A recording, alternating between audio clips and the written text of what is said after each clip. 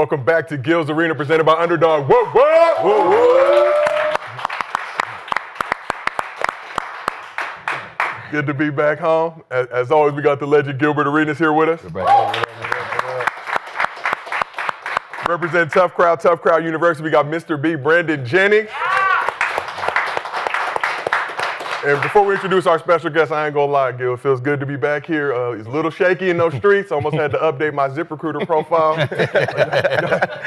Had me a little nervous, but we back here. I know some of y'all were praying on our downfall. Keep praying. It's not gonna happen anytime soon. But we got a special guest making his second appearance in the arena.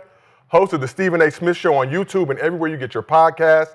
New York Times best-selling author, host and executive producer of ESPN's #1 morning show, First Take. And very soon, we'll be bringing 2 new shows to Sirius XM exclusively, including a daily sports show, as well as a weekly show focusing on current events, pop culture, some social commentary. He got more jobs than the Headley family from Hey Man, for all my In Living Color fans out there. Stephen A. Smith, welcome back to Gilbert Arenas, presented by Underdog.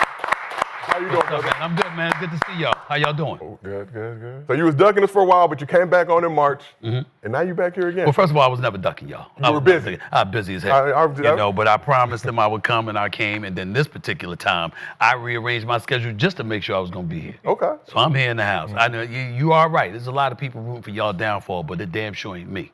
So I'm here rooting for y'all. That's why I'm here. Well, we appreciate you. And if you want to get your bread right, go ahead and download the Underdog app. Use promo code GIL. Get up to $1,000 in bonus cash, plus a special pick 'em. If you can't watch the show with us on YouTube, we got audio versions available on Apple, Spotify, so wherever you get your podcast. So I mentioned in your intro, stay working. Back in March, you inked a 5-year extension with ESPN for some FU-level Bretticini. You also agreed to a multi-year deal with SiriusXM to do 2 shows exclusively on their platform. Yeah. Stephen A. Smith Show will launch September 2nd, and Straight Shooter, which is launching on September 17th. Yep. So why did you decide to go back into the radio game and to launch a show covering topics beyond the world of sports? Well, number one, my deal with SiriusXM isn't just for me to be a host, it's for me to be a partner. So it's one thing to just get the dollars, and it's another thing to share in the profits. So that's one of the things. That's one reason. Let me just be real about it. The other part about it is that, I'm the kind of person that I don't hide. And so when you're doing radio, it's like, it's live. I'm Mad Dog Sports Radio, leading in the Mad Dogs Russo show. I'm taking callers. You got something to say, I'm right there, Not only that, it re-airs after his show goes off. So it's 1 to 3 Eastern. Then he comes on 3 to 6. Then my show re-airs from 6 to 8. And anytime I want to, if there's something that went on between 3 and 6 that I ain't get an opportunity to address, I can simply go back on the air and address it again. Okay. So I like being a bit conspicuous. I like having that kind of presence where you can try to get around me, but you really, really can't. And so I don't mind work. I don't mind working hard. Hell, I couldn't play. I better know how to do something else. So it better be one of them situations where, I'm out there on my grind and I'm doing what I do. And I've been in this business for a long time. And, radio is a really, really big deal from the standpoint of being able to communicate with listeners and callers and volleying back and forth and having that presence. But not at the expense of me giving up my YouTube channel. I wasn't going to do that. Not at the expense of something with ESPN. I didn't do that. So right now, I feel like I've got it all. So we'll see what happens. Is radio a little bit harder? I don't think it makes it hard. I think it makes it easier. For me, the hard part is taping stuff and doing stuff that has to live for a few days in terms of relevance. Like if I'm doing a show on Monday and then you don't see me till Thursday, that content has to live and be relevant through Tuesday, through Wednesday, into Thursday. I don't have to worry about none of that when I got a daily show. Because a daily show, it's like, there's something happening every day. All right, it's my turn to come on the air now, based off of what happened last night or something like that. Here I am. So I like that level of relevancy because it keeps me topical and relevant in that regard. So how is it being one of the highest paid, black media persons right now that's done it his way? I'm very proud of it because I don't look at this industry the way a lot of cats who have been in the industry look at it. See, when they see y'all, I don't want to speak for everybody, but they know who they are. They view y'all as a threat. You former players, you got this platform. You're not quote unquote polished in terms of what journalism etiquette is and all of this other stuff. And as a result, you're invading other people's territory. I've never looked at it that way. When I was a reporter, I was fighting for cats to get paid. A matter of fact, if you go back and you look at my history, there's a lot of times that no matter how harsh I could be and critical I could be, I actually held off on it until you got paid. Because I want you to get paid first. I was never one of those dudes that would stand in front and center, don't pay them. I was never one of those guys. I wanted people to get paid.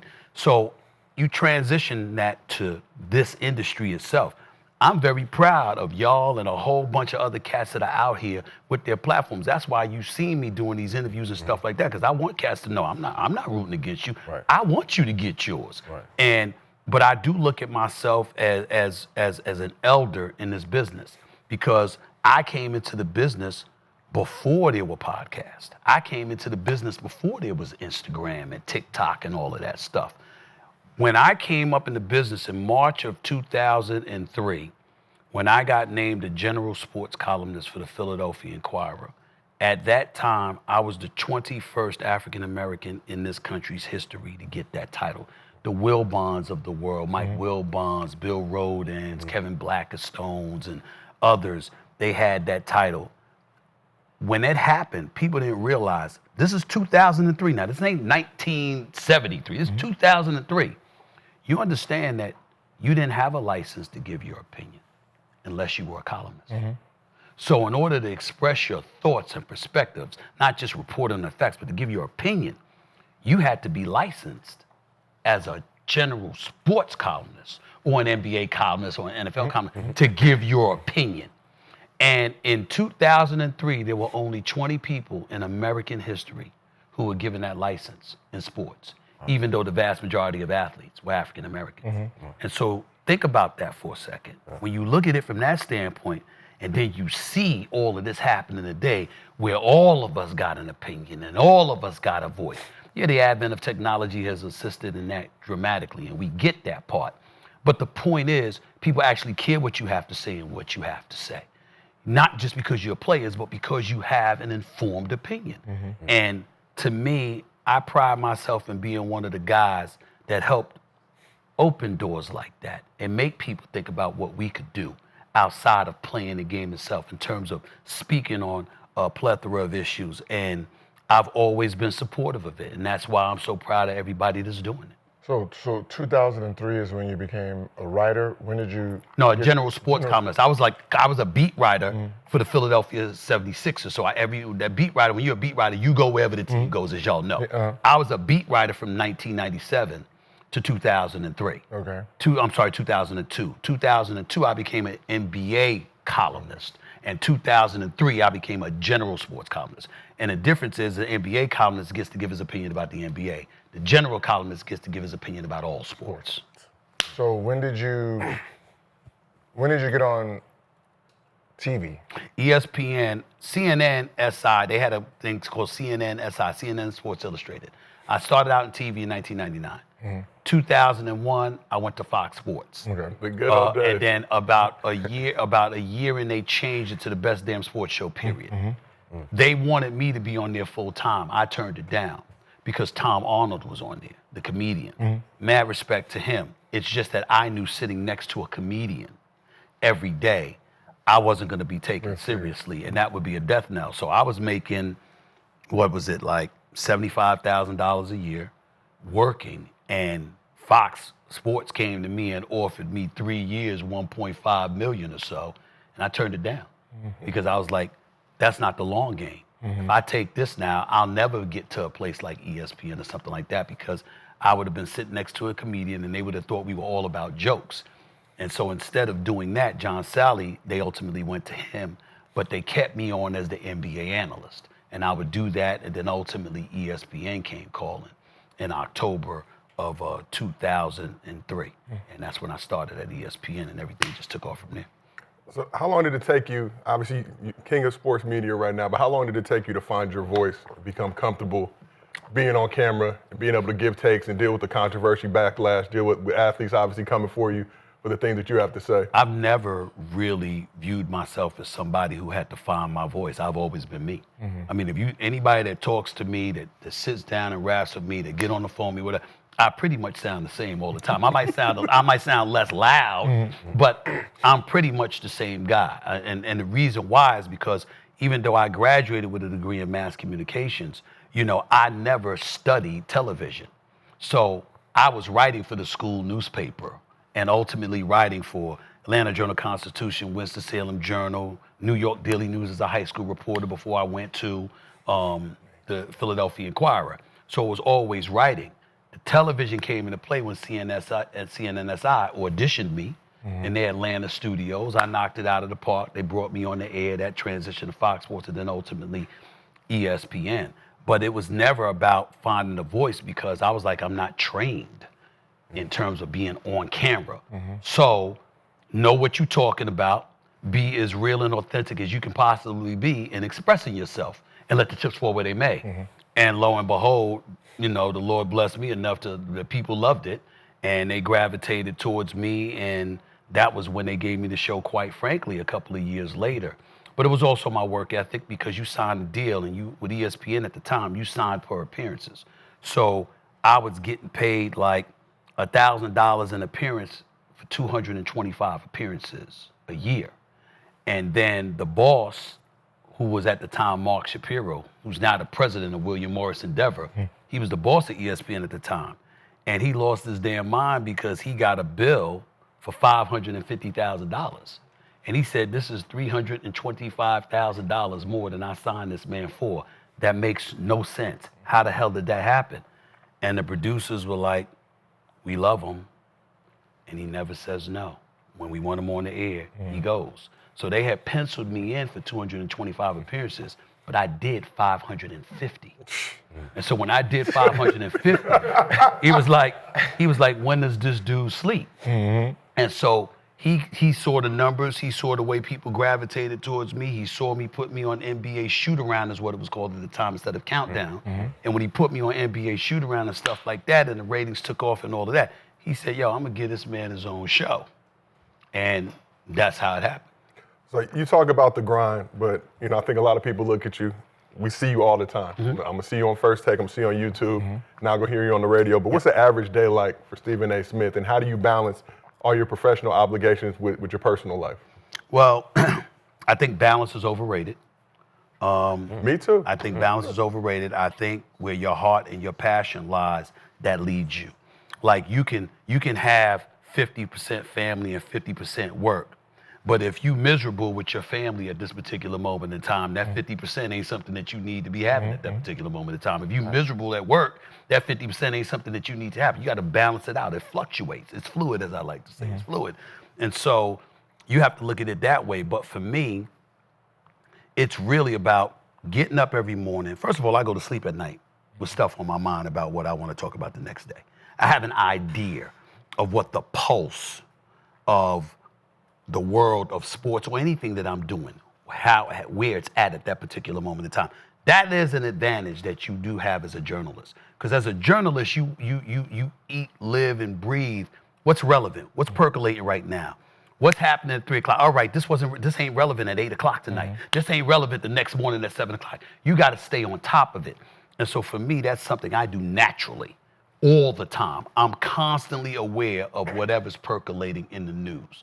And I go to sleep with it on my mind with an idea of what I want to touch on. But then I wake up the next day and say, am I correct? Let me double check. Has something changed? Is the momentum shifted? Is there something else going on that people want to hear about? And that's when I brought up the fact that when you're doing a podcast or a YouTube show, unless you're doing something daily, it becomes a challenge because I might want to do this today.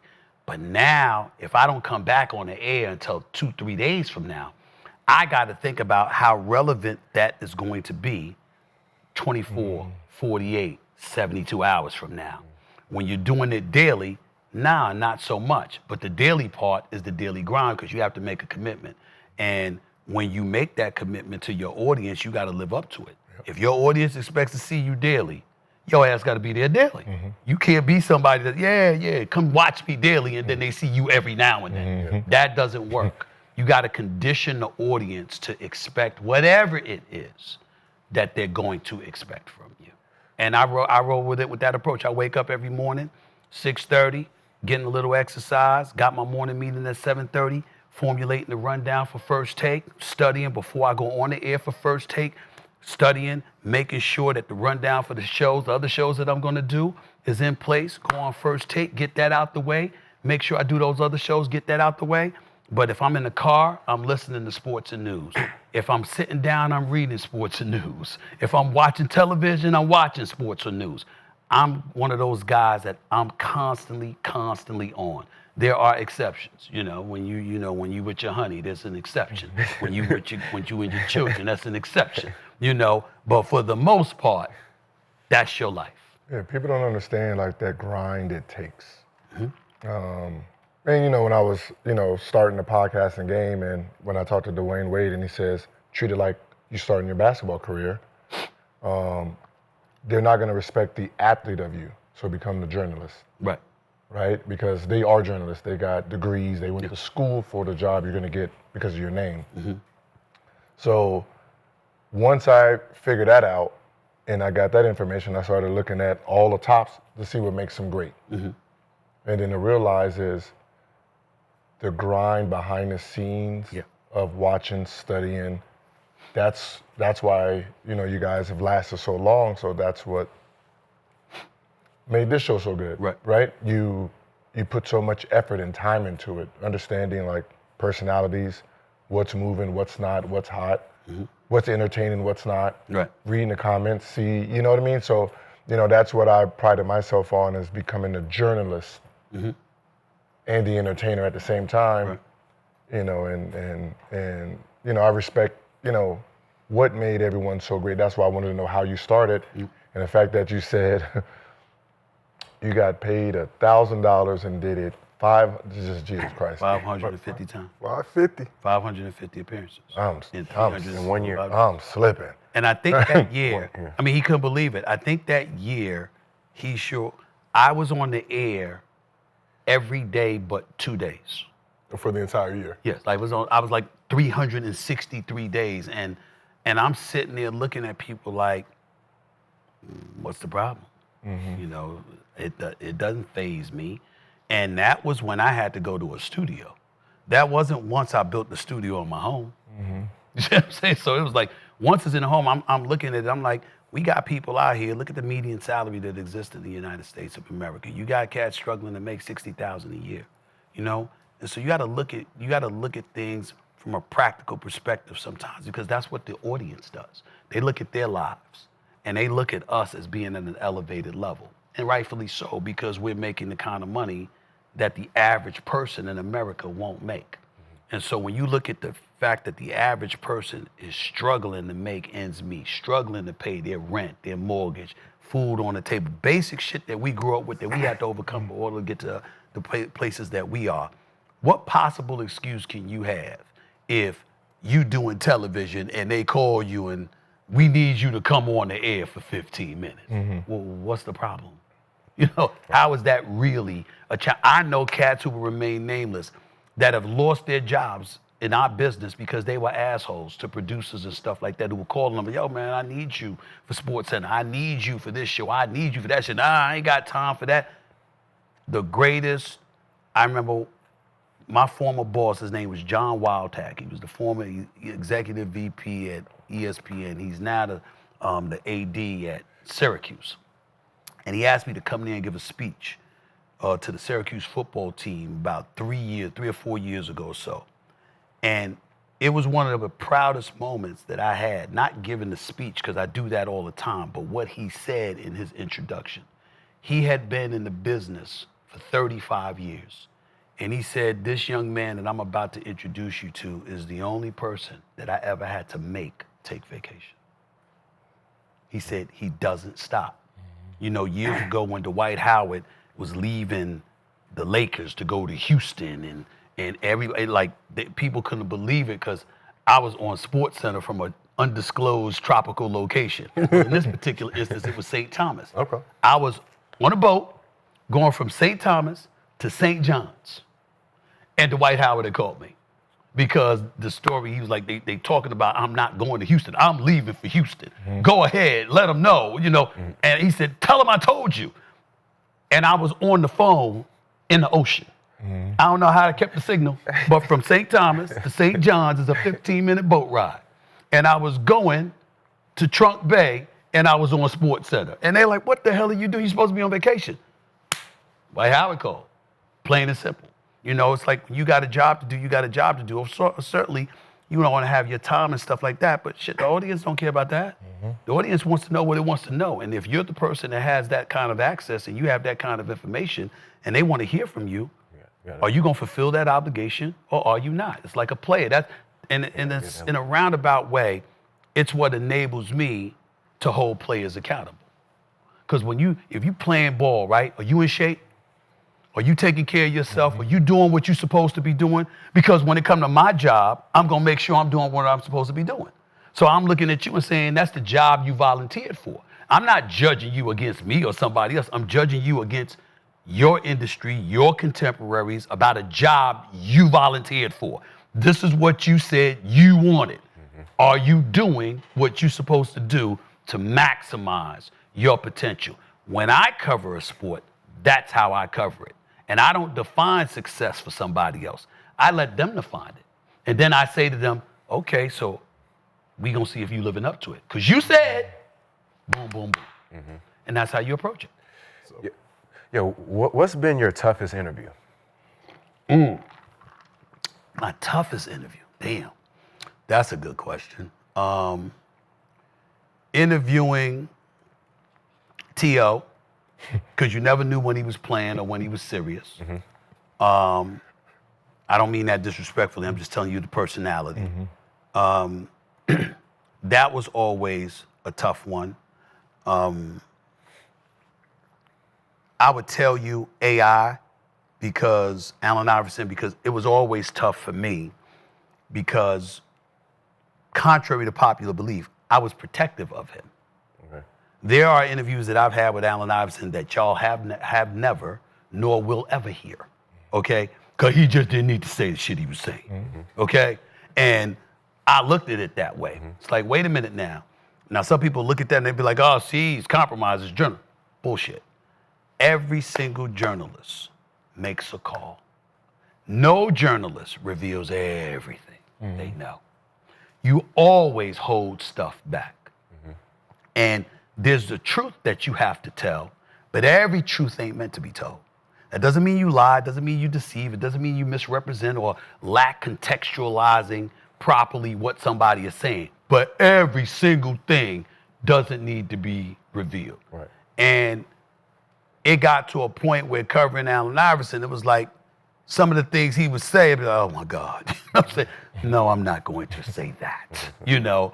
So that makes it tough because you know you got a job to do and you're gonna make sure that you do your job and give people the meat of what they're looking for, but in the same breath, you know, when you've cultivated a relationship with somebody, you do feel somewhat protective of them from time to time, and you wanna pull their coattails and be like, yo, man, nah, you don't wanna do that. Yeah. Well, that happens a lot. Yeah. Yes, I mean, a lot. I've had to do when we were doing pre-recordeds and somebody would say something, and I said, let me listen back to it to see if I would want that out. And I'd be like, yeah. Somebody be talking, I'd just be like, we just gonna cut all this. We just look at each other. That's like, I done some interviews, it was like 3 hours long. By the time I got cutting with it, 45 minutes. And any journalist who criticizes you for that is full of it. Again, you have an obligation to give an audience truth, or as close to the truth as you can get. You do have an obligation to contextualize things properly and make sure that you're giving them that. But everything ain't meant to be revealed. And all of us make those decisions. So any journalist that tries to be critical of y'all in that regard, they full of it. So, I've been there. You talked about holding players accountable, but you also hold former players accountable. As we know with Gil, had a situation a short while ago. You know, the arena was in limbo. We working the phones, we didn't know. I was keeping it real. You know I love you. I was ready to sink with the Titanic. I was gonna get on a lifeboat. I was ready to go down with you, but you got Gil here. So what advice would you give Gil now? I know you have some thoughts and opinions on this. Well, I've already spoken to Gil, and I've already given Gil some advice. I got a lot of love for Gil, and I mean that sincerely. It's all right for me to say that in front of y'all. There's very, very few people that reach out to get counsel and receive it in the spirit that it was given. If y'all saw me on my show, I said to him, yo, it ain't a joke, you know, because My point is that man say he innocent, I'm going to give him the benefit of the doubt. He innocent, shit. It's just that simple to me. But that's me and how I feel. That doesn't mean that when you're speaking on it, you have the license to just disregard what assertions or allegations are out there, because we all have to take that into consideration as well. So it's a very, very serious matter. And so when something like that happens, you're sitting there and you're looking at him, and it's like if with Brandon here, if Kenya was here, Swaggy P was here, the whole nine, Rashad, of course, I would tell everybody the same thing. Yo, y'all got something special. You understand? And I can say that because for all intent and purposes, I've made it. You know what I'm saying? I'm going to do my thing. And of course, I want to be competitive numbers-wise and all stuff like anybody else. But I'm not rooting for anybody to fail. There's a lot of people rooting for you to fail. Yeah. Yeah. You understand? And his name is attached to all of this. You ain't the star basketball player in Washington or anywhere else no more. This is a different platform, and it's a different game. It's a brilliant brother right here. Smart as shit. Knows what he's doing. And the team that y'all have assembled, I'm very proud of what I see y'all doing. Now you have to understand that other people see it. And now you're a target. It's like, welcome to the big time. You know, you're not irrelevant. You're not minuscule. You're not the person we get to ignore because, please, that's just going to give them shine. And nah, you the target. And so when you know that, you got to elevate your level of play, meaning that in his case, it's time to embrace the seriousness that it deserves because of the greatness you've already shown you have on this platform. And to understand that there's people that don't care about you, there's people that are jealous of you. That means they're gonna lie on you. They're gonna celebrate your trials. They're gonna root for your demise. They're gonna do all of this. I know they're coming for me. That's the difference. You know, he's learning they're coming from him. I wake up understanding I'm a target. Every day, I'm lied on every day, every week of every year. Stuff that I say is embellished, it's reshaped, it's misconstrued, it's disseminated in its own way. I get all of that, you know?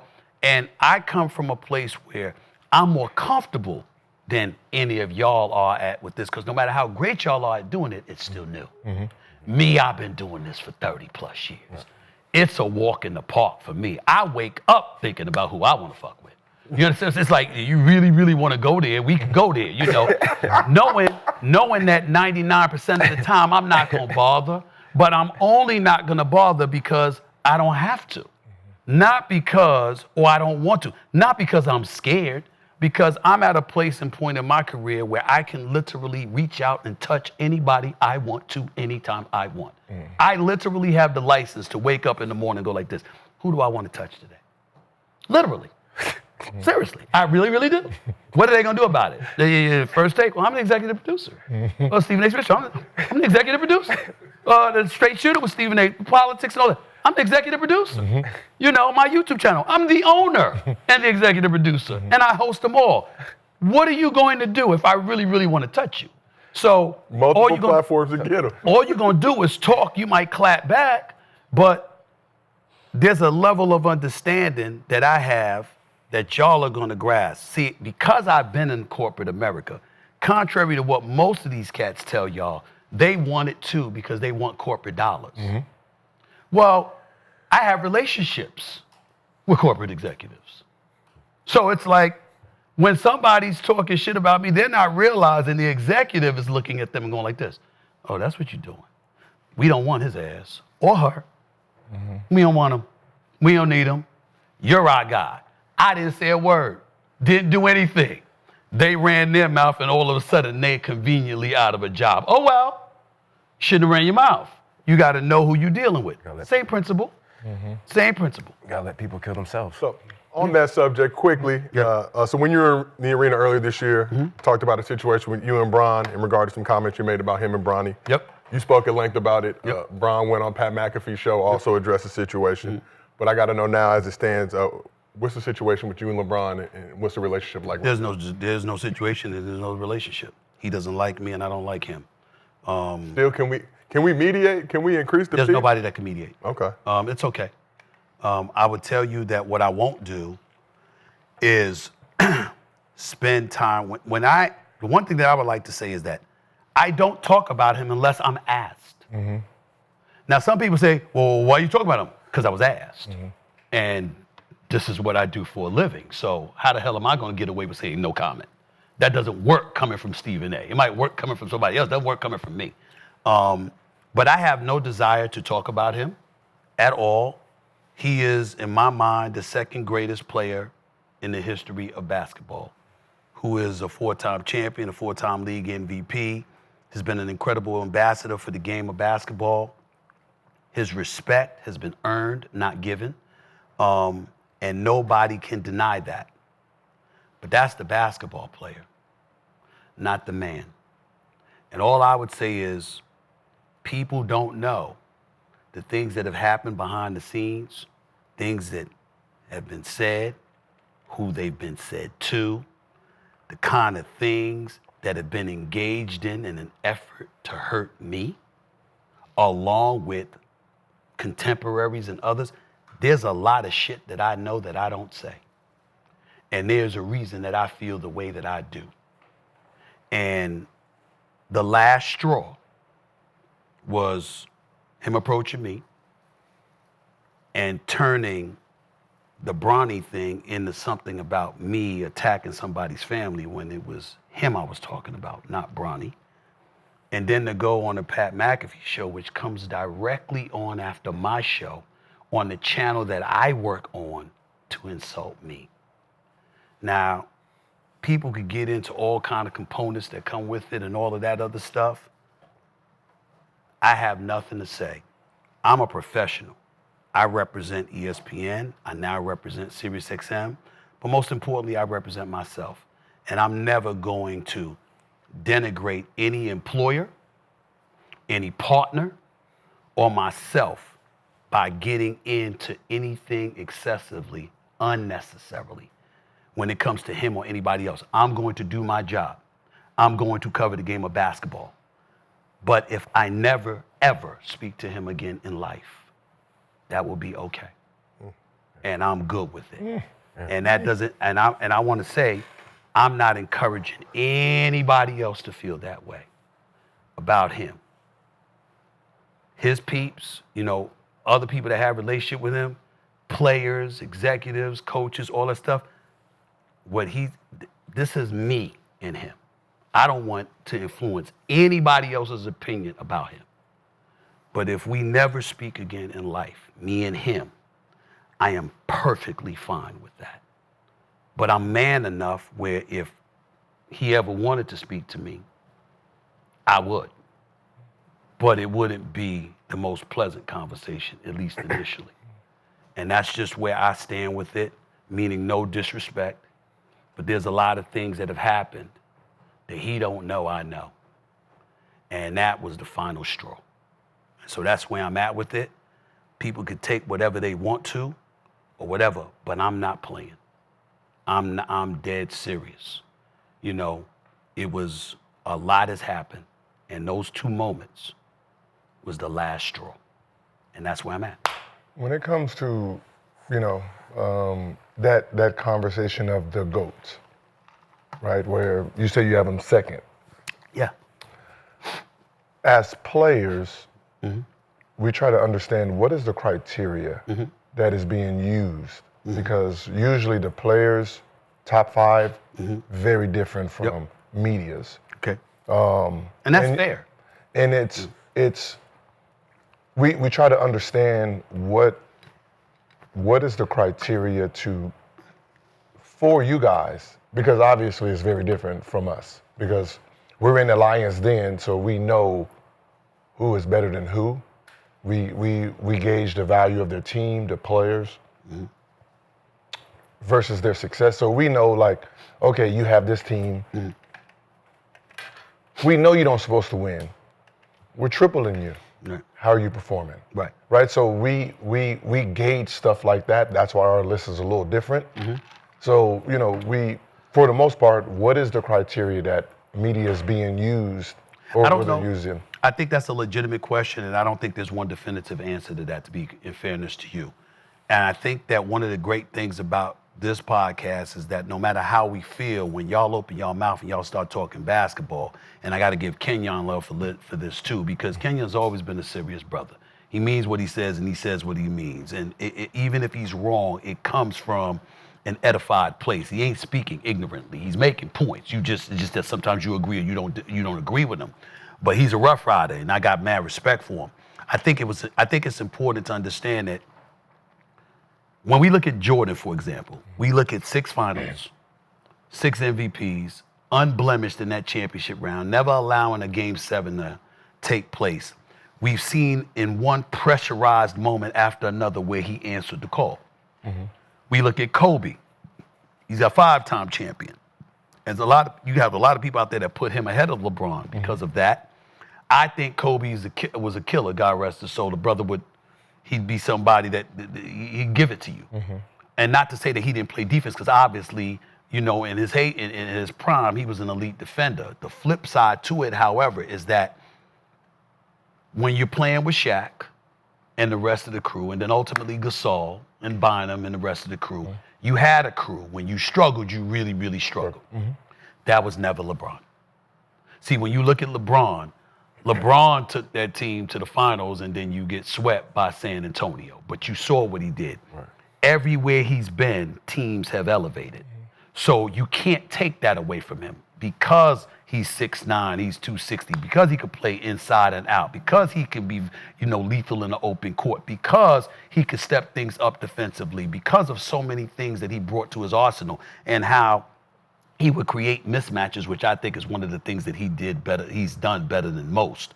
You look at him along with the 4 championships and what have you, and you say you can't take that away from him, because as bad as the Lakers were as they descended, mm-hmm. right, in Kobe's final few years there, would that have ever happened with LeBron? The answer is no. With LeBron James, no team would have been as bad as the Lakers were at one point. So you take that into consideration as well. You think about all of those things. And then you look at a Bill Russell, for example. Yeah, different time, 11 championships, 13 years, you get all of that. But in the same breath, he was a defender and a rebounder, was far from an offensive juggernaut. You look at a guy like Wilt Chamberlain, arguably the most unstoppable big man in the history of basketball. But I'm looking at your number one nemesis, which was Bill Russell, and he outnumbered you 11-2 in titles. Plus, you had quit in an NBA Finals game in the eyes of a lot of spectators. So you got that going on. I'm looking at Jerry West, God rest his soul, the silhouette, where you won 1 title in 9 tries. You see what I'm saying? I'm looking at that. I'm looking at Tim Duncan, the 5 titles. Yeah, but it was Popovich. Yeah, you Manu Ginobili and Tony Parker and the crew. But you know what? You got the Lakers a couple of times. They got you a few times. Not quite the same. The Diesel, Shaq, dominant. But a big man that played bully ball but struggled at the free throw line with 52% shooting from the free throw line, et cetera, et cetera. You got those things. There's so many different things that go at. Tracy McGrady was big time.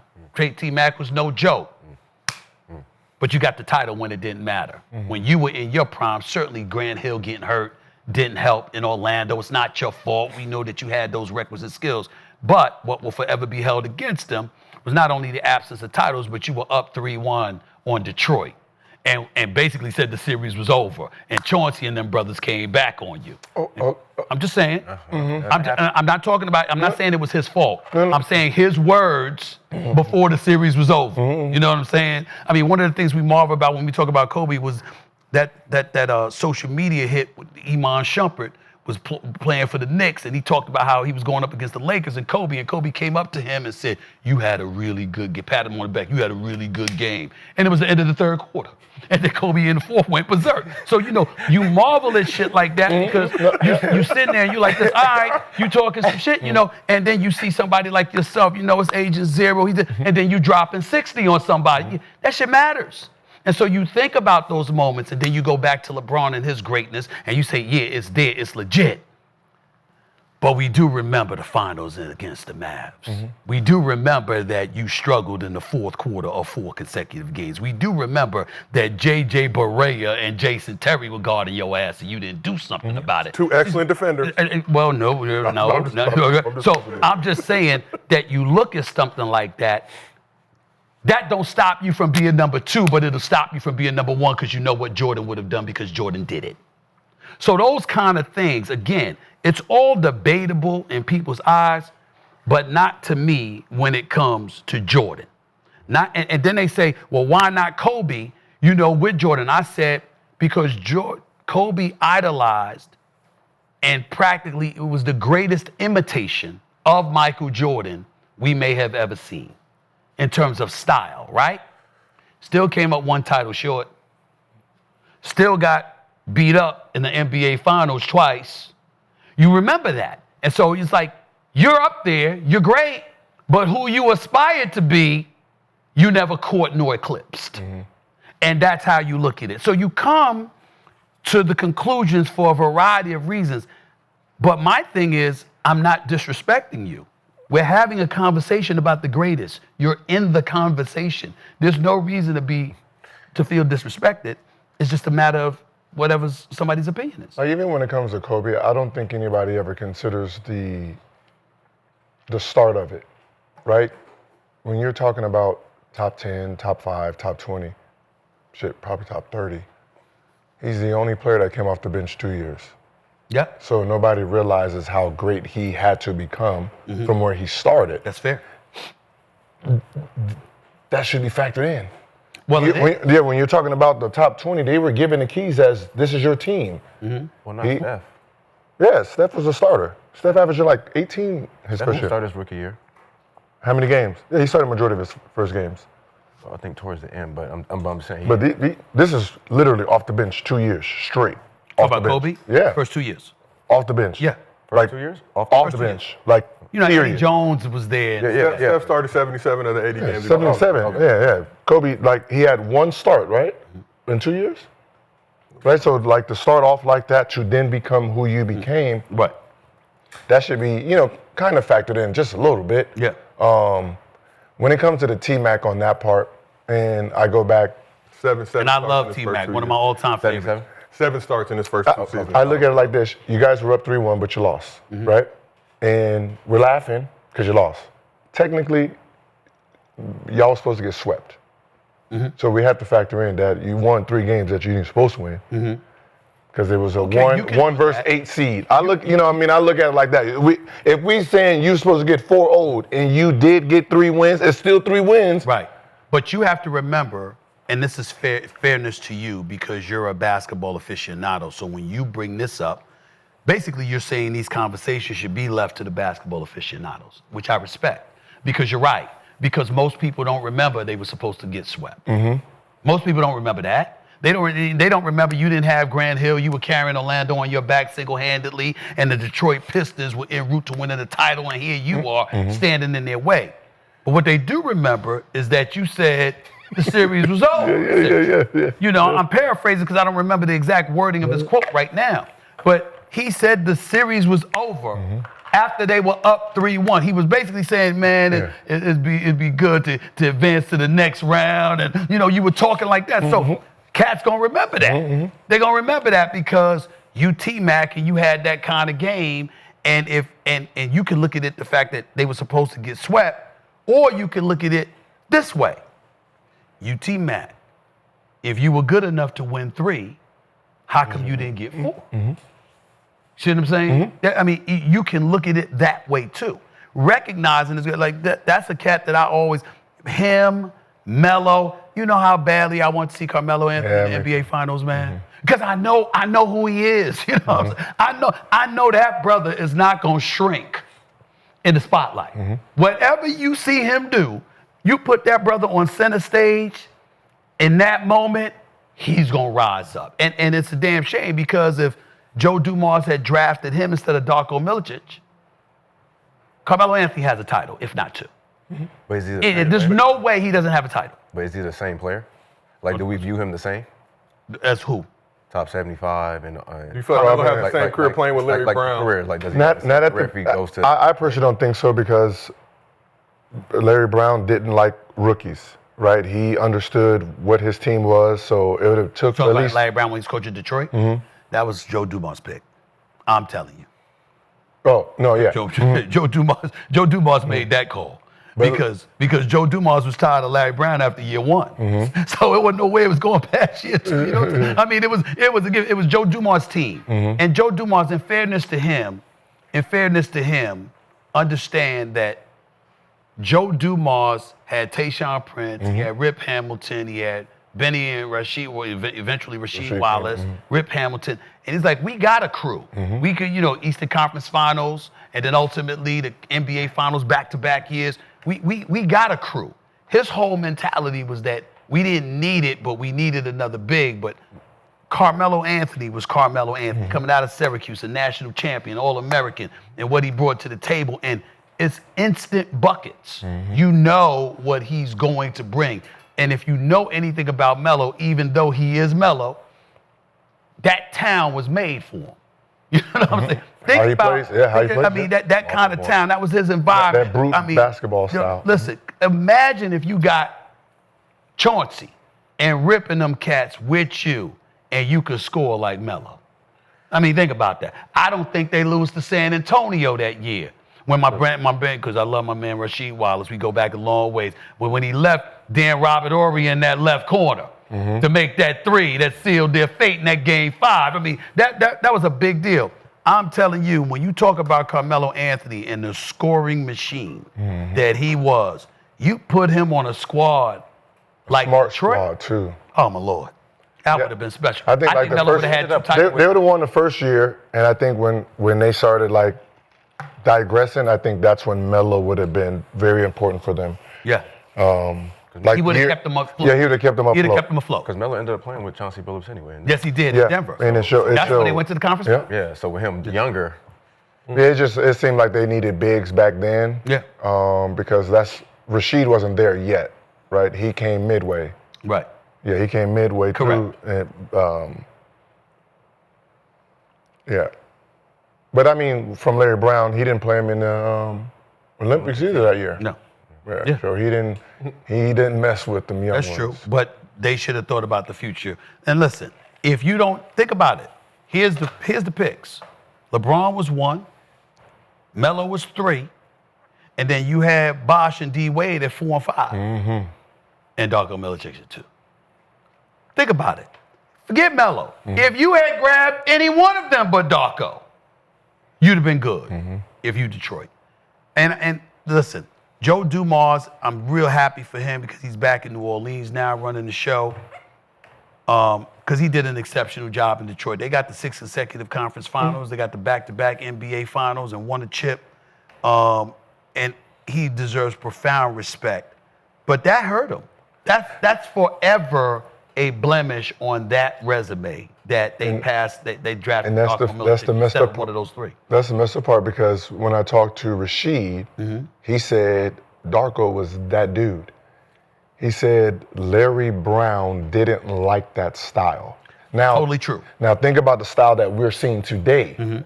That was Darko then, and he was like, I need somebody who's gonna bang. I don't need finesse. That's totally Larry Brown, who I covered for his first, all his years in Philadelphia. I covered him. I was the beat writer. Let me tell you something. I'm not buying that from Rasheed, and I'm gonna tell you why. If you are that dude, once Larry Brown was gone, why weren't you that dude? See, I'm not gonna buy. I was demoralized and I became a head case and I couldn't do. Nah, man, bump that. I don't want to hear that. No, that's the real thing, though. That's the real thing. That's the real thing. Y'all can say it's real, but who accepts that? Like for example, if somebody f's up your mental, right? I understand that's a real thing, but they messed it up. Once they gone, you can't use them as an excuse. Now you still got a career. Now if Larry Brown had stayed there for 10 years and that's where he at, I got you. But damn, you got a whole NBA career to look forward to. Your man was there for a couple of years. What the hell you whining about that? He's gone now. What happened to the rest of your career? Nah, I'm not buying that. I'm not letting Rasheed, I gotta love you, it's bro. like a wounded dog. Well, all right. Right? All right. Well, damn it, that's what hospitals and surgeons are for. It's like a wounded dog. Somebody figure it out. Somebody figure it out. He in there with them dogs. He in there getting like when you trust me, we got the same nemesis a little bit. I was there and watched it in real time. Right. before I got there, and I seen the effect, and I'm like, yeah. Talk about Kwame? Yeah. MJ? Yeah. Really? That's where we going? No. I'm just saying. That's where we always go. I'm saying That's where we always go. Like when I hear the conversations, it had nothing to do with basketball. It was just the lights messing with my eye, too much smoke and messing up my lungs. Coach, when he gets in, 5 down, get on the ball, and he'd come, no, just let me get up and down a couple times because I don't want to miss and get booed. Like, those are real things. Like, I'm not saying they're not you're scared to get booed. I'm not saying they're not real. But when you don't got it, when you don't have it, you don't have it. And we don't get to sit back and go like this, well, here are the reasons why this didn't happen. You understand what I'm saying? You get on the court, you'll give a brother 30 or 40 in a heartbeat. You didn't get to sit up there and say, Coach don't like me. It's bad. And nobody's gonna bring that up. Nobody's saying it's a lie. Right. Nobody's challenging its truth. We're simply saying you don't get to do that. You have a career or you don't. You got a career to fulfill or you don't. And when you haven't done it for a decade plus, you don't get to hide behind some coach that you had for a couple of years. What about the other 10? What's up? Come on, y'all. Come on now. No, I get it. Come on now, you don't get to do that. What you're saying is you're right, because the players, we don't care. Either you're gonna play or you're not. So I get it. When he upset and he depressed and the mental ain't right, but you in a playoff game and you dancing on cats and you flinging him the ball and he missing a wide open layup. You don't want to hear about his mental at the time. Oh, it's gonna be all right, but motherfucker, make that layup. No, facts. Make that layup. That's what you did. That's what you're doing. That's real. No. That's just how it is. Nobody cares about the excuse. Yo, how do you feel about the new style of the NBA? How's it going? A lot of 3-point shots. I don't like it because most of them can't shoot. That's the problem. And I don't like the fact that the mid-range has been taken away to some degree. What I loved about watching Shai was him doing his thing. Not the strongest 3-point shooter. God help him, the NBA, if Shai Gilgeous-Alexander gets a 3-point shot. God help the NBA because he got everything else, all right? And the brother brings it. And so I look at covering basketball. To me, there's 5 different positions for a reason. I know things have changed. I know the power forward spot ain't what it used to be. The center spot ain't what it used to be. I get that part. I totally understand that. But that don't mean we should like it. Like, you don't want to see pounding the ball, getting physical, a whole bunch of fouls being called. You want an up-tempo style. You want more fluidity brought into the game. So I understand what the NBA was thinking. But in the same breath, when it gets so soft that you eradicate toughness from the game, and I don't mean literally as if to imply the players aren't tough, because I would never say that. I'm talking about when the game is called tight, unless the pace is honored. That concerns me. And people keep thinking about Steph Curry. That's not me. I think about Mike D'Antoni, 7 seconds or less. I think about when Jimmy Jackson got traded and arrived there, and this brother comes in the game and he commits a turnover and the cat is racing down the court and Jimmy fouls him and makes him go to the free throw line, and Mike D'Antoni whistles for him to come over here. He said, we don't do that here. You don't foul him, let him score. It quickens the pace. I don't want that. You see what I'm saying? I want it made tough for you. I want to see what you can do against a bona fide defense not assisted by the league and its rules. I want to see that happen, because that's how we also get to judge players regardless of errors. And it's all a fun discussion. This notion, please stop letting people, don't fall for what these cats say. Oh, please, everybody got their own errors. Why y'all talking about that? God damn it, because we want to. Because we want to. We're talking sports. Right. Nobody talking about you and your woman, or your wife or somebody, your family. You're talking the game. Right. What's wrong with talking the game? What's wrong with looking at MJ and comparing him to LeBron or Kobe or somebody? What's wrong? That's all a part of the game. What's wrong with looking at a T-Mac and saying, yo, if he had this teammate, if he had this squad, if he had this coaching, he would be able to do X, Y, Z. Or Grant Hill, what's wrong with speculating about, what if he had never had those ankle injuries? Could he have been of the same tier lineage as MJ and Kobe? Because I remind you, let's go back to college for a second. UNLV's in the national championship game, and what did they do to Duke? They annihilated their ass. They beat them by 30. They stomped them. The very, very next year, in the Final Four, Duke beat them. Same at UNLV squad, same Duke squad, with the exception of one person, Grant Hill.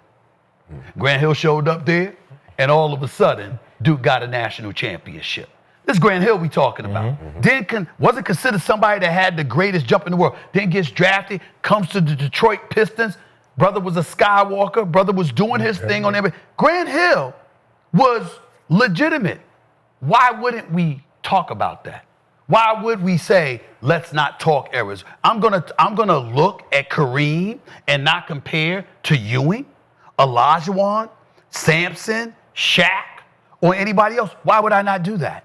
That's talking basketball. Those discussions, that dialogue celebrates the game. People don't want you to do it because they want to win in the argument. Because they believe losing will ultimately compromise their brand because of what they're trying to accomplish in this day and age. Bump that shit. It's a conversation. Right. It's part of the game that we love. There is nothing wrong with talking about it as long as you're acknowledging somebody's greatness and you're talking about them compared to other greats. So what? They don't finish first. They've convinced you in this day and age, led by people who will remain nameless because they don't want to have that damn conversation still playing, okay, that, oh my goodness, us talking about this, we shitting on the game. We are not. We are celebrating the game. We're celebrating the game. We're even celebrating you. If we got you 2, 3, 5, or whatever, because there's thousands upon thousands of players who played in NBA history and they ain't in the conversation. Yeah. We are celebrating you. Don't let them convince you that we dissing them. No, we're talking about the game. Talk about the game. I'm not gonna lie. The watch fucking my eye up. It is blinking on it's sparkly. Oh, the AP? I don't know what it was. It was just that light was just up sitting here trying to move. Like, that's gonna run you. Well, you can do it when you're getting that level. Let me go ahead and tuck mine on.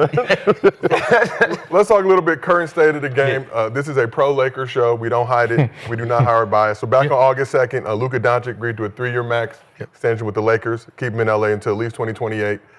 Which also makes him eligible to sign a projected 5-year deal for more than $400 million down the road.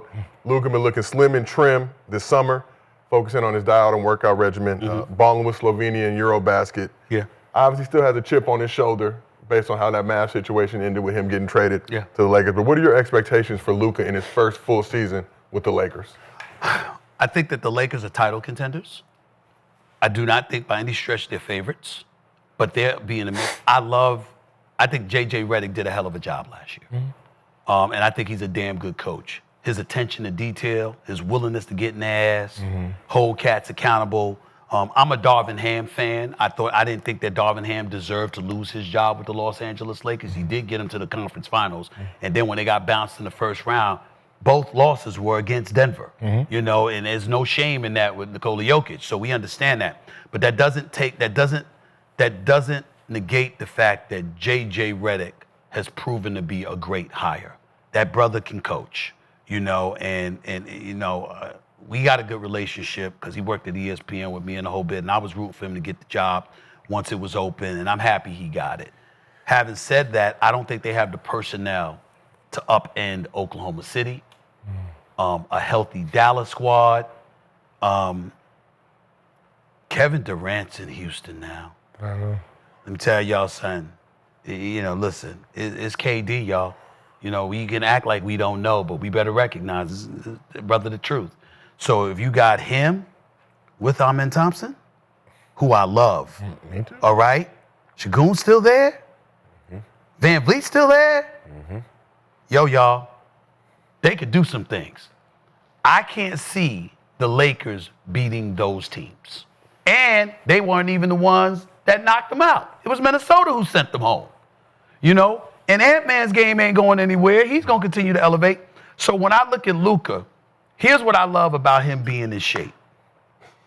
What I love about him being in shape is that, okay, so can we ask you to play some defense now? I mean, people were blowing by you. I mean, hell, it looked like I could blow by you. I mean, damn. What, you gonna play some defense? I mean, because you got to do that because everybody, listen, he had an injury-marred season last year, plus he was out of shape, plus he got traded, so psychologically he was messed up. The brother still averaged 28, 8, and 7. There's Luka we talking about here. He is special, okay? So we can't ignore that. And I expect him to be even more lethal offensively this upcoming season. And I don't expect any slippage from LeBron because I think that he's defied Father Time for so long. I expect him to continue that because the one thing we can never question about him, he's always in phenomenal shape. He takes care of himself. But who else you got? Who else is Austin Reeves gonna step up? Lemon Daddy. You know what I mean? Lemon Daddy. You know, I'm just saying they got to do something. I just think that it's not that they're a bad team; they're a good team. I think their depth is a question mark. I think they need another legitimate scorer. And I think that there's about at least 4 teams in the West better than them. Yeah, I can agree with you right now because the season is not here. But as soon as day one starts, we're number 1. Skinny Luka. Yeah, you know what I mean? A delusion hits. Right, the delusion is right now I'm normal. It's like, yeah, you know. It's not delusion, it's very rational. No, once the season starts, it's all straight delusion because it's all 0-0. You cannot be knocked because, listen, in AA, the first thing they say is an acknowledgement. You know, what you already admitted that you're delusional. So it's okay. It's okay. It's like I can't like anything that you say about the Lakers. Look, y'all, the brother did say he's delusional. So let's just get over it. When it comes to the Lakers, he's not all there. We got it. Okay. Ain't no problem. Ain't nobody gonna hold it. He's a fanatic. It's all right. I don't blame him. And this is the thing that kills me. I got a Laker closet. I never root against the Lakers because where do I want to be in June? For years, I have never apologized that my interest is in my social life. Where do I want to be in May and June? LA. I don't want to be in Utah. Right. You understand? I want to be in LA. What's my dream matchup? What had me depressed?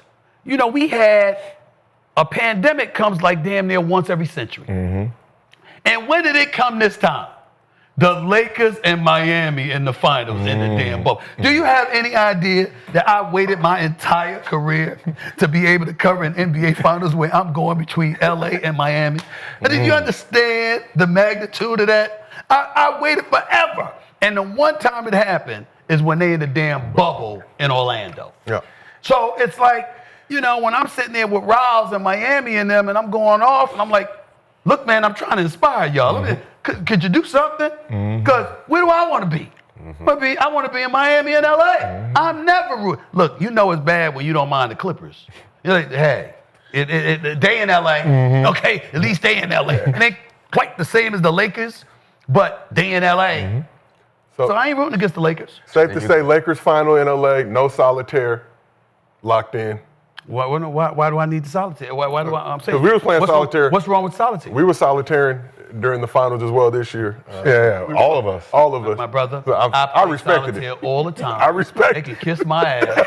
I'm gonna pull out my phone and play it any damn time I want to. I'm was doing the sitting same here thing. Traveling on the road, covering all these games all year long, and I pull out my phone to play solitaire for 2 minutes. And oh wait, he's not focused on the game. Shut up.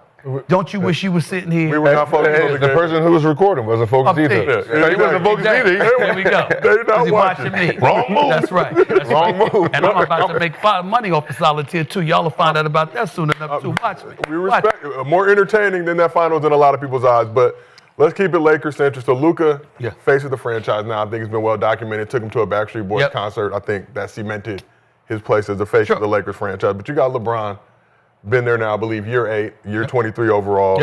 Second team All-NBA last season. He deserved it. He got my vote for voting. second team. I had him second team. But 6th in MVP voting. Had to opt into the final year of his contract for the first time in his career. So during Luka's extension press conference, Rob Pelinka had this to say about LeBron's future with the team. Pelinka said, if he had a chance to retire a Laker, that would be great. So personal feelings and opinions aside, but should LeBron feel disrespected by how the Lakers are treating him at this point? No, I don't think so.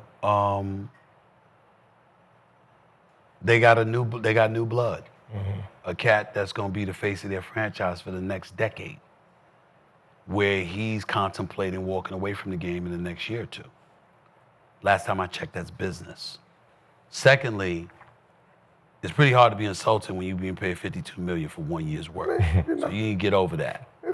Number 3, no, don't get me wrong. He deserves more.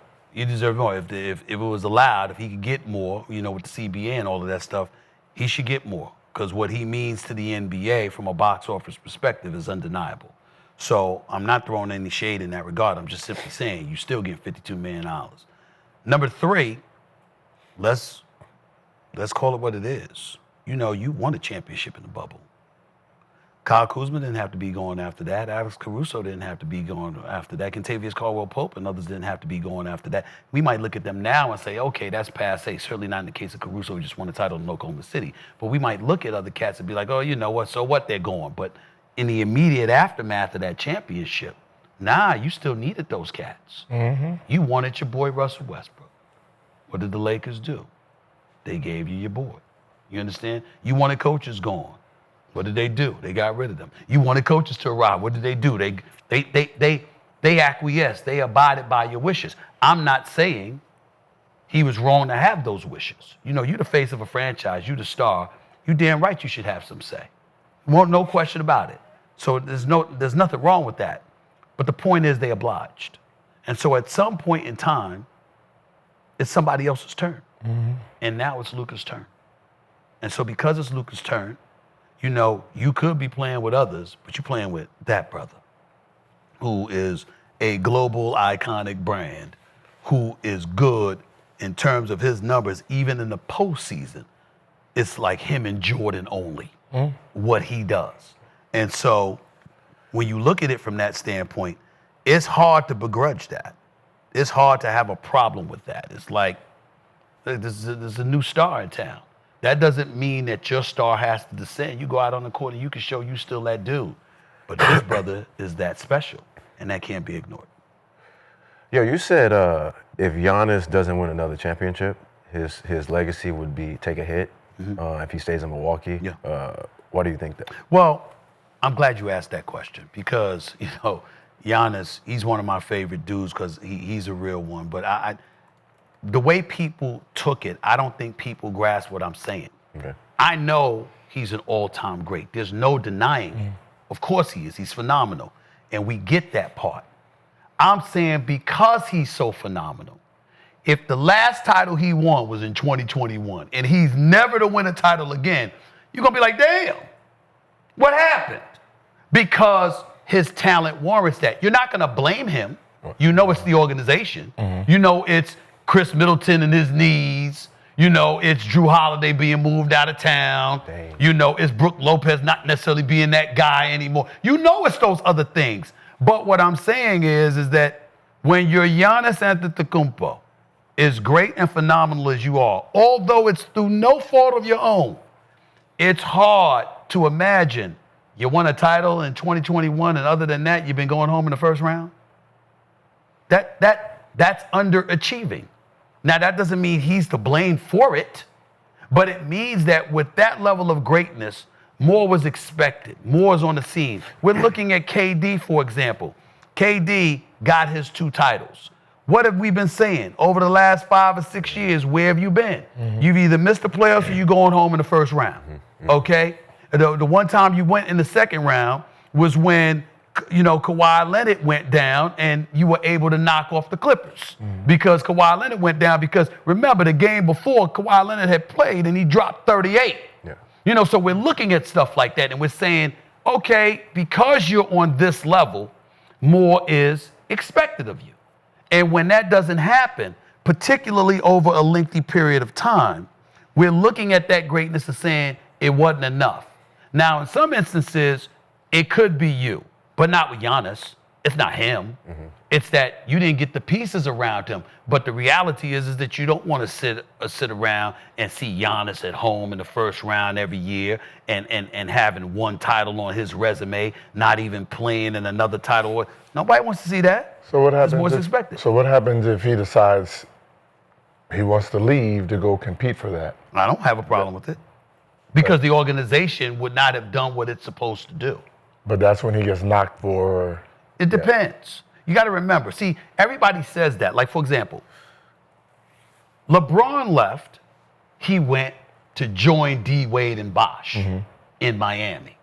So there was a knock for that. Certainly not for me, because the best 4 years I've had when we were playing. I had no problem with it whatsoever. Ain't nothing wrong with that. Beautiful, beautiful thing for me. So it was cool, right? KD, it wasn't even that you went to Golden State. It was that you did it after Golden State had beat you a month earlier. You were up 3-1, lose a 3-1 lead, and then when you lose the 3-1 lead and you end up losing that series, and you were less than yourself in that Game 6 and that Game 7, to join that same exact team, had he left and went to another team other than Golden State, nobody would have sweated it. It was that he went to the people that knocked him off. So that's a different scenario than somebody like a Giannis, who wants to be in Milwaukee, has stayed in Milwaukee, delivered a title to Milwaukee, is a Greyhound coming right at you, a locomotive coming right at you all the time, and you look at the pieces around him literally falling apart. You got Damian Lillard to come there and help him, and when Damian Lillard comes back from his injury, what happens? He tears his Achilles. So everywhere you turn, he can't catch a break. Nobody's judging Giannis if he decides to get up and leave Milwaukee. We know it's not him. And so when I'm on First Take, for example, I did a segment with Cam Newton one time. It was laughing because he would come to the defense and say the kind of things that y'all were saying, and I'll be like this: don't let it be you. How about that one? That's the philosophy. Don't let it be you. You can't be the reason. You see what I'm saying? Nobody's looking at Giannis. But they did look at KD. When you lost against Dallas, they did look at LeBron. You know, these kind of things happen. When they're looking at you, that's when it gets dicey. As opposed to everyone knows it's not you. But the pieces around you, the organization couldn't help you, and you decided to move on. How many other players you feel that's in Giannis' position has that type of pressure, like you said, to win another one? Like, that type of pressure? Would you say like Jokic? Would you say Tatum? I don't think Jokic, because we've seen Jokic be phenomenal, winning league MVPs, and we know, first of all, what you let go of Bruce Brown for, what you let go of Jeff Green for, money.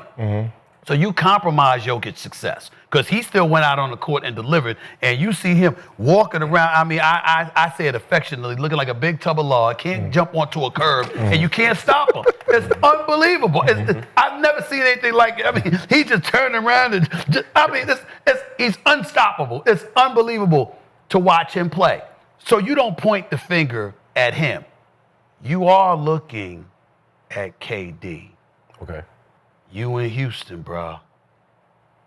Yeah, they lost in the first round. That's a damn good team who was the number 2 seed in the West. All right?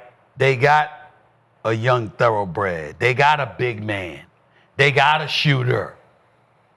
All they really needed was you, a number 1 option.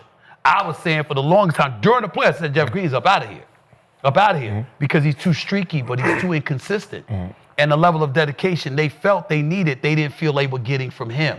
So I'm like, you Phoenix, okay, that's a young talent you can bring and grow. You still got Devin Booker there, but understand, you got to get something. But I'm looking at KD with Ime Udoka coaching this team and the personnel that they have. Houston should be knocking on the door. We look at Dallas. When you talk about a player, it's somebody, I would say it's KD. Anthony Davis comes to my mind. Here's why. Okay. You are the reason Luka's gone in Dallas. See, people not saying that. They keep talking about Luka in LA. No, AD, you in Dallas. You in Dallas, that's why Luka ain't here. You got to show up. Now, you lucked up because Kyrie wasn't there. Because we all know what a showstopper Kyrie is. And he's a champion, okay? He ain't some just champion that just got a trophy because of LeBron. The brother averaged 27, okay? This is Kyrie we talking about. We know what that brother can do. You got P.J. Washington, ain't no scrub. You got Clay. Lively and Gafford and them brothers in the middle. You got size that enables Anthony Davis to play his natural position instead of playing the 5, which he didn't want. Which he was complaining about when he was in LA. So You look at them, you know Jason Kidd can coach. You've got some depth. You're looking at Dallas and you're saying, okay, well, how can they not win if that brother, Anthony Davis, shows up? Especially since Luka the reason, and God help him, if Luka's playing all world and the Lakers elevate and they ascend and they're successful, but Dallas ain't.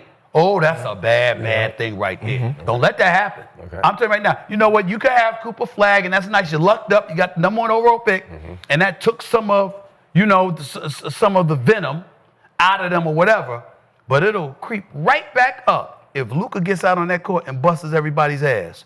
And Anthony Davis is just average. Anthony Davis is an all-star. Anthony Davis is an all-world player. That brother can give you 28 and 12 every night. You better do it. You better do it. If you don't do it, folks gonna look at you. It's just that simple. So I look at it from that standpoint. Those two names definitely come to my mind when you say, if not Giannis, who else? It would be KD and it would be AD. Okay. So let's talk AD real quick. Kyrie may miss. What do you think? Am I missing anything? No, I'm just saying you was number 2 without Kevin Durant. If Kevin Durant comes and averages about 26 like he does, and they're not winning, wouldn't that be on the coach? Yes, if they're not winning. That's not what I mean. What I'm saying is we watched them during the playoffs, and even when they were going up against Golden State, what were we saying about them? You know what we were saying? Damn, they need a number 1 option. They need a go-to guy. They need a go-to. They need a guy, and this is my definition of a number 1 guy. Everybody know what's going to do, what you're going to do, and they know whose hands the ball is going to be in. Can't do nothing about it. And ain't a damn thing you can do about it, because he's like, this is me. Let me just give me the damn ball. Like KD did in the finals. When Steph and Clay were struggling, I think it was game 4 or something against Cleveland, like, give me the damn ball. Just give it to me. Let me close this out. That is what you are looking for. This is basketball. This ain't football where you got 11 guys on the field. You need somebody to block. You understand what I'm saying? You need to run the right route. You need to hope that your quarterback ain't going to get sacked too early or whatever. No. This is basketball. At the end of the day, here's the ball. Take me there. And Houston clearly did not have that. So you go out and you get Kevin Durant, one of the greatest players to have ever played the game, who is a professional scorer, a scoring machine, is unstoppable as they come, 7 feet with a 7'6" wingspan, mid-range, 3-point game, open court, free throw. It don't matter. Whatever way you need him to score, he can do it with relative ease. It's who he is. And then you get to Houston and all of a sudden we don't see that? No. No. That's exactly what we expect to see. That's exactly why you're there. Does he finish top 10 if he gets it done? I think so. I don't, listen. Or even if he doesn't. To me, I view Kevin Durant as a top 10 player of all time. I always have. You know, people say, like, when they bring up, let's say, for example, hypothetically, if somebody were to bring up Larry Bird. This is me with a Larry Bird. I ain't picking nobody over him in the last 2 minutes. Maybe Jordan, maybe. But Bird was money. You understand? With his marksmanship and his IQ, the brother was special. But I take into account who you are for over a 48-minute period and what you bring on a night-in, night-out basis because of your overall skill set. And I don't view this game as definitively pointing to me 10 dudes that you can pick over Kevin Durant. I think it's insulting, for people to act like, oh my goodness, why would you think about Kevin Durant? I'm like, are you watching basketball? Are you watching what this man has done? What this man does with a basketball on the offensive side of the ball? The brother's special. And I would put him top 10. But with that being said, you can't go to Houston and fizzle. Cannot happen. And you AD, the pressure's on him because of Luka. Because Luka's not going away. So you have to make sure you are what you were in the first half of your first game as a Dallas Maverick when you was going, you like, this is my house. I'm here. You were saying that. Okay, then you got hurt. That's fine. Injuries happen. But your game has to be on that level because Luka is not going away. So on the AD front, obviously Kyrie may miss most, if not all, of this next season coming up. Do they get to use that as an excuse, or do you feel like this Mavs squad can still be a top-tier team? No, they get to use it as an excuse if Kyrie isn't there. But I think that Kyrie's going to be back after January or after All-Star break. Ooh. Mm-hmm. That's what That's what I've been told to anticipate, that Kyrie could come back. Now, obviously, coming back from his knee injury, he's not going to be himself initially, and we get all of that. But the brother's still special. And I think and his game isn't predicated on his athleticism. His ball handling and shot making ability is what saves the day for Kyrie Irving. And so he can come back. Now, see, if somebody like Russell Westbrook had that kind of injury, it's over. Because his athleticism is what carries the day for him to this very day. That's not the case with Kyrie Irving. It's two different things. That's real. So let's talk a little bit about the Thunder. Won the first chip in franchise history. Yep. Locked up SGA, Jalen Williams, and Chet Holmgren. 85. All the long-term deals. But we've seen the way this new CBA, second apron in particular, has impacted a lot of teams. You talk about a team like the Celtics, fire sale other teams around the league. But do you think the Thunder are the league's next dynasty, or has the current CBA effectively ended? I think they have a NBA chance to be, because of all the draft capital that they have. All the things that they've collected throughout the years with all the trades that they've made. They've got so many assets, they don't have to dip. You know, when you see a guy like Wallace, Carson Wallace, he might be gone, you know, because they want to take care of their backcourt. You get that, okay? One of their bigs may end up being gone, not both of them, but Holmgren or Hartenstein, one or the other. There isn't a single hole they can't fill, because they have the draft capital to either go out and draft somebody, or the draft capital to give to somebody else in favor of a trade, because some teams are desperate for the draft capital because they don't have it. So no matter what way you slice it, I'm not saying it's going to happen, but if there is a team that has the potential to be a dynasty in the NBA, it is Oklahoma City, because that backcourt ain't going nowhere, and on top of it all, neither is Sam Presti. So in your opinion, which teams pose the biggest threat to stopping the Thunder from repeating this season? I think I view Dallas. I view Dallas as a preeminent threat, because they've always had OKC's number. If you look at them, even last year, when Luka was down, they still beat Oklahoma City running through everybody except Dallas. They run into Dallas without Luka, Dallas beat them. They run into Dallas with Kyrie, Dallas beats them. This is what they do. For some reason, Dallas has their number, and they know how to play against them. And I think that because of that reality, you cannot dismiss the Dallas Mavericks as being that threat. But again, it's asking a lot for both Kyrie and AD to be healthy. I would not underestimate Houston because of KD. Because Oklahoma City, I look at Oklahoma City's defense, big time, stellar. They have no answer for KD. No answer. No answer. They've gone through these droughts, these scoring droughts, but their defense saves the day. Your defense ain't saving the day against KD. It's not happening. It's not happening. If nothing else, that brother he good for 25. He good for 25. It's not a problem for him at all. Well, let's stay in Texas. Got to talk a little bit about Wemby. Saw his sophomore season shortened with the blood clot, but been training with Shaolin monks this summer. Kevin Garnett, two different sides of the spectrum, putting that work in. How much of a leap do you expect Wemby to make in year 3? Well, he's the future. I mean, you can't teach 7'5". Yeah, I mean, it was one of the most embarrassing interviews I ever had to do, because I interviewed him the day he was drafted, and I was here. I was a damn belly, for crying out loud. It was embarrassing. Like, damn. This is a legitimate 7'5" with a J. Let's call it what it is.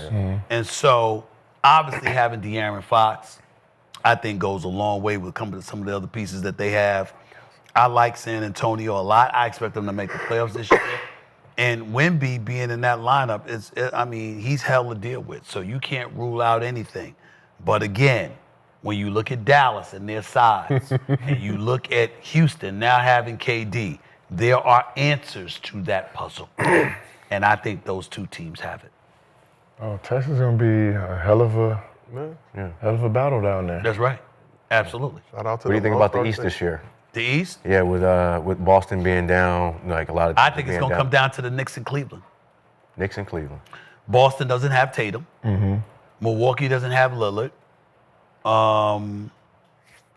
Indiana don't have. Indiana doesn't have Halliburton, and Miles Turner went to Milwaukee. Orlando's on the come up. I like the Desmond Bane pickup. And I love Banchero. I think that he's special and he's coming, but they're not there yet. I don't like the fact that Tibbs going. I don't think Tibbs deserved to be fired, but in the same breath, stubbornness when Mikal Bridges, who's known for playing practically every game, never says anything, suddenly is saying, yo, we need rest. I think that was a huge, huge deal with Tibbs because that was the player saying he's not listening. He's not listening.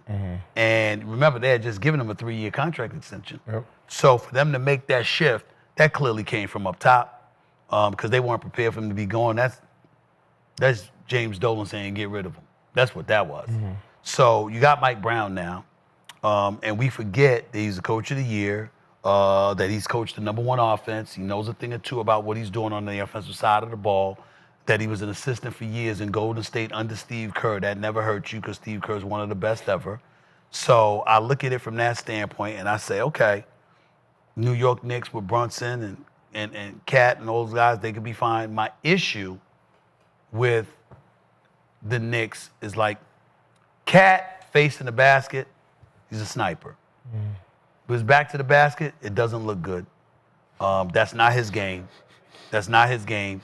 And again, they get low on him and they start messing with his legs and his knees and it's compromised. I don't think that's a strength of his. I think you need another bona fide scorer if you're the New York Knicks. Cleveland has all the pieces. They just choked in the playoffs. They just didn't show up.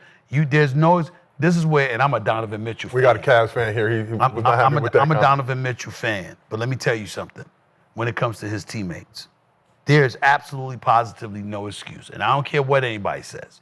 There's no excuse. You cannot be injured and can't play game 2, but you can play game 3. If you could play game 3, that means you could have played game 2. All right? You don't give away playoff games. I mean, it was like 3 or 4 starters that were not available for a game in the playoffs. Inexcusable. And so I just think that the Knicks have a chance to come out of the East, but I think Cleveland, in terms of their roster, I think they should be the favorites. You like Detroit? I do like Detroit. I do like, and I think they're coming. Yeah. And I think they're coming. I really, really I think they're do. one piece away. Yeah, I think so. Like I that. think so. Yeah. You know, I like them. I really do. Cunningham, brother can ball, smooth. Yeah. Silky smooth. He can do some things. They're well coached by bigger staff as well. But I like some of their pieces. I'm not going to underrate. I wouldn't sleep on Detroit. Let's talk about the state of the league real quick. Past few years, we've seen several teams sell to new majority owners or ownership groups. Mavs, Suns, Celtics, Lakers, most recently the Blazers. So NBA Board of Governors recently unanimously approved the Celtics sale for a record $6.1 billion, most for any sports franchise in history. That'll be eclipsed by the Lakers sale, which is finalized at a $10 billion valuation. But how will all of these teams selling impact the state of the league moving forward? It depends on the owner. You got to remember that when you buy a franchise like the Lakers or the Boston Celtics, that's collateral for your ass. You know, you good. You know, you can borrow from anything. You don't have to spend you don't have to spend your money ever again. You know, because you know you go to get loans, you go to get financing, and you have this brand as collateral. That goes a long, long way towards facilitating anything that you want to do. And I think that what I like about it, the new owners for the Lakers, is that this cat clearly has deep pockets that to rival Steve Ballmer with the Los Angeles Clippers. I like that kind of thing. You know, I appreciate Jeannie Buss, who's been great, and she's still going to be running things for the Lakers, and I get it. So because we don't want her to go away because she's a treasure to the game, but in the same breath, it's like financially it seemed like a mom and pop shop compared to a lot of other teams in the league, and that's no longer the case. And because that's no longer the case, who knows what the Lakers are going to be able to do. You got a cap that you have to honor and what have you. But there's a lot of things that you can do when your franchise is valued at that enormous number. And I think that the Lakers being in that position is definitely good for the league because it gives the sense that their relevancy won't dip. And as long as their relevancy, that of them, the Knicks, Boston to a lesser degree, I think when you have those teams, relevant, that's a big, big deal for the league and a big benefit. Gil's been saying that. It's the truth. But also just now, new TV deal, 11-year, $77 billion deal. A lot of different moving parts, obviously inside the NBA, coming over to ESPN, not really certain what that's going to look like, but you got NBC, Amazon, some other players in the game. Just how do you think this new TV deal, you got MJ coming back in some capacity. I'm very happy about with, that. With NBC, Right. just the state of the league, future of the league now under this new TV rights deal. Look, the world has transitioned from linear to streaming. So Amazon being a part of it is a plus. It's a necessary transition into that world. So there's nothing to knock about that. NBC had the NBA package for years. They got Michael Jordan because executives that are still there were there when Michael Jordan was playing. And that was a very, very big deal. And I think that when you're the greatest player that I believe in the history of the game, your voice needs to be heard. I'm mad that Magic ain't talking more about the NBA. Magic Johnson. I appreciate you. Go ahead and own the Dodgers and go ahead and own a piece of the Commanders. But don't forget some damn basketball now. I mean, this is who you are. You know this like the back of your hand. We want to hear from people like that. And so I think it's good. The money that's out there, sure, why not? Go get it. To the victors go the spoils. It's going to be NBC, ABC, and ESPN, of course, Amazon. I mean, I think it's a great, great thing, and I'm going to love seeing what all of these teams, what all of these networks do with their telecasts. I love the fact that Melo's going to be over there. I'm looking at Giannis Haslam, who did a phenomenal job for us on ESPN. I'm mad he's gone. He's over there at Amazon now. I'm going to really, really enjoy watching him. T-Mac is over there as well. I think it's NBC or Amazon, if I remember correctly. But I think I know T-Mac's going to do a hell of a job. But inside the NBA, coming to ESPN is a plus for us. I couldn't tell you how happy I was. I mean, I was ecstatic because all of them are my boys, number one.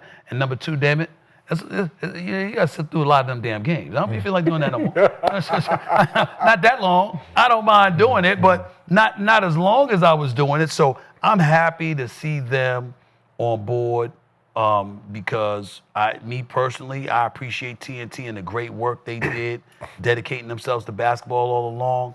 But it's a different animal when you come to ESPN because that's a 24/7 sports network. No, they're going to work. I'm watching TNT, and then after the show is over, I'm watching Law and Order. Yep.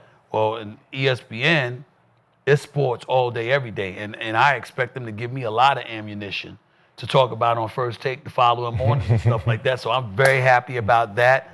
And they know if they needed me, I'll be there. Will we be seeing you on Inside the NBA? I don't know. Okay. I don't know. Honestly, I don't know. I know that it's in my contract to participate in that and Monday Night Football, Monday Night Countdown for the NFL but not every week. Okay. Because I got a lot on my plate as you articulated at the top of the show. I own my own YouTube channel, got 2 radio shows plus First Take. So I got my own stuff that I don't need that. Okay, I'm good. But if they call, I'm a team player and I'll make sure I'm there. So two more questions for you. Now you got to take off soon, but what advice would you give to someone who wants to be the next Stephen A? Be ready to put in the work, and don't get caught up in the sizzle if you're not going to be caught up in the grind. I grind all the time. I'm always working, for better or worse. I'm not lazy, and I don't like lazy people around me. You got to be about the work. You got to have people. It could be y'all or anybody else talking about me. It can never be he ain't working. That's not a good thing to be said about you.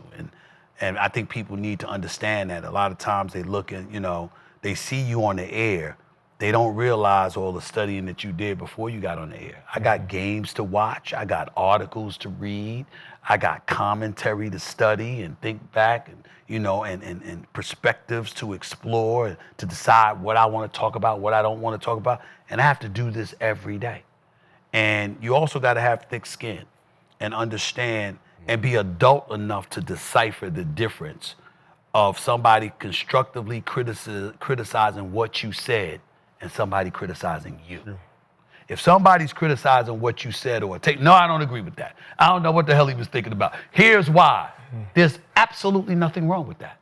Now, if they decide he ain't shit, I don't like him. But whoa, where'd that come from? That has nothing to do with what we're talking about. As long as somebody, because you feed dialogues. I know that I can be clickbait. So I know folks are going to talk about me. I don't care. It doesn't bother me. What I care about is if you're lying on purpose and you're getting personal. Those are the things. If you ain't lying and you're not getting personal, I'm fine. It's like, please, you got to do you. And if you can't take that, you don't belong in this business.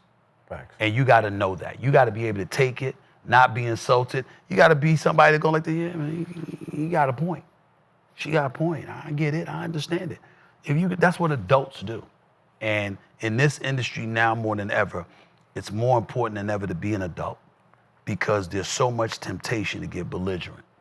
There's so much temptation to just lose yourself and to just go at people because, first of all, it can be profitable in certain respects, but also a lot of people just want to unleash and want to say what they have to say or whatever, but it could also get you in trouble because somebody's always watching. Always remember this about business. Business is always looking to do business. And they're always looking for people to do business with. And what you want to do is not minimize your opportunities to do business because you get caught up in bullshit. Because the people that's full of shit want you to get caught up in the bullshit so you could be down at the bottom where they are. And you don't want to get caught up in that. And I try not to. I tell Gil that every single day. I know. I've been trying to Stay in the house. I be trying to stay away from Kwame Brown, man. I just keep pulling me back down there, man.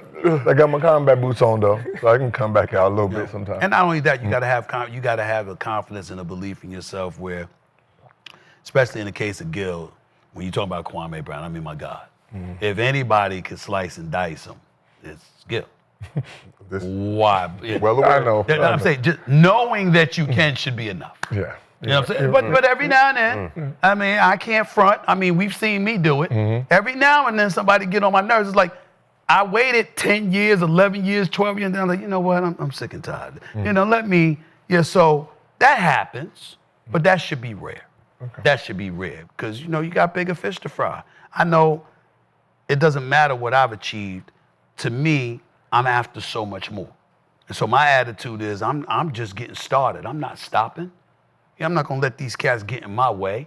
And I remember this happened to me. This is a true story. So it's 2000 and 2005 when the Detroit Pistons were playing the San Antonio Spurs.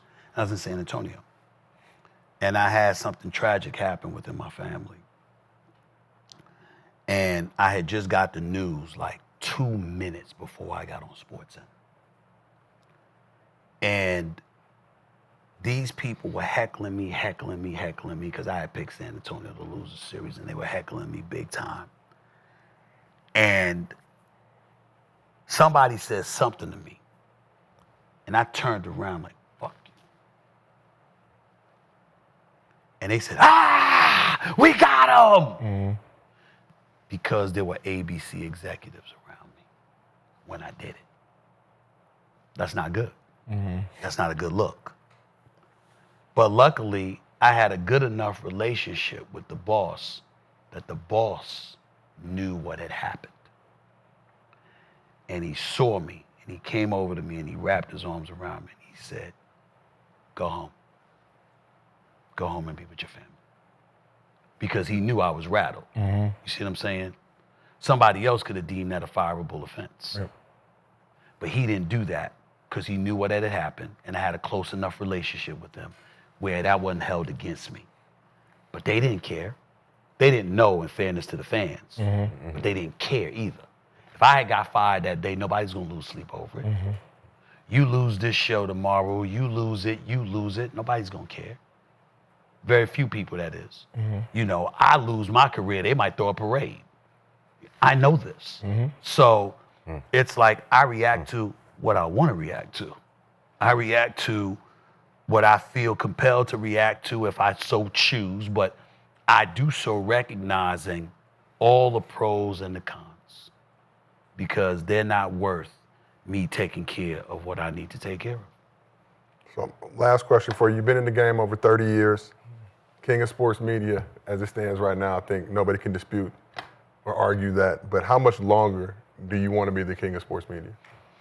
I leave that king stuff to somebody else. I just do the work. I'm trying to be successful. I'm trying to make sure that whatever I touch turns to gold, per se. I'm in the best shape that I've been in 25 years. You know, I'm healthy. I'm feeling great. I've been real blessed. I think I got another 15 years or so at this. And I'm 57. You got to remember, Mike Wilbon, we don't give enough credit where credit is due. Mike Wilbon is approaching 70 years of age. Tony Kornheiser is at 80. Mm-hmm. PTI has been the #1 show. We're #1 in the mornings. Mm-hmm. PTI is #1, period, for 20 plus years. And they ain't stopping. Now, they on for a half hour, we on for 2 hours and all of that other stuff. But those are friends of mine who, Mike Wilbon and Tony Kornheiser have been mentors to me. I love them dearly. Listen, in this day and age, you take care of yourself. Mm-hmm. You don't have to stop because the birth certificate says 65, 70 or whatever. I just told you 2 guys. One guy's at 80. You know, Mike Wilbon is approaching 70. Skip Bayless is over 70. I mean, you don't have to stop. If you take care of yourself and you got the energy and the knowledge and the communication skills or whatever, I could be doing this for the next 20 years. So, but the thing about me is that I'm not interested in just sports. So I don't mind talking politics. I don't mind when people got me as a presidential candidate or whatever. I have no desire to be a politician, but I do have a desire to be on the debate stage against those politicians. See, that's where the hard part is. Because again, I swear to you, I have no desire. I ain't trying to give up my money. I ain't trying to change my life and be an elected official. But I cannot tell you, I can't think of anything that I want more than to possibly be on a debate stage for the presidency against those politicians with the shit that they have done and the way I know I would come at it. Like, y'all wouldn't see me for weeks. I'd be hunkered down trying to know every issue because I'm not worried about my ability to communicate my message once I know what I'm talking about. But I don't know politics like that. I know some issues. I read, I edify, you know, I make sure that I have an idea of current events and what's going on, but I'm not an expert, not an aficionado. But if I knew what they knew in terms of the info, and you talk to me about, I'm going to be on stage for the Democratic nominee for the presidency of the United States against whomever candidates, man, you see a different animal, bro. You'd see me like you never saw. I don't give a damn what you see me do on a debate stage in a podcast or a sports show, whatever. It would be nothing compared to what I would be ready for that night. I would consider that the biggest moment of my entire life. That is what, I mean, don't get me wrong. Seem like you foreshadowing. No, but what I'm saying is, but here's the thing. I don't want to leave sports. I certainly ain't giving up this money. You understand? All of that stuff. All of that's true. But the reason I bring it up is because I just learned last week I don't have to give up anything for that first debate. I said, what? Really? I don't? They said, no. Only when it goes deeper, then you got to make a decision. But prior to that first debate, and I'm like, oh, they done started something. I mean, I don't know what I'm going to do. So it's stuff like that. And doing that social commentary, politics, and all of that stuff has actually made doing sports fun, more fun.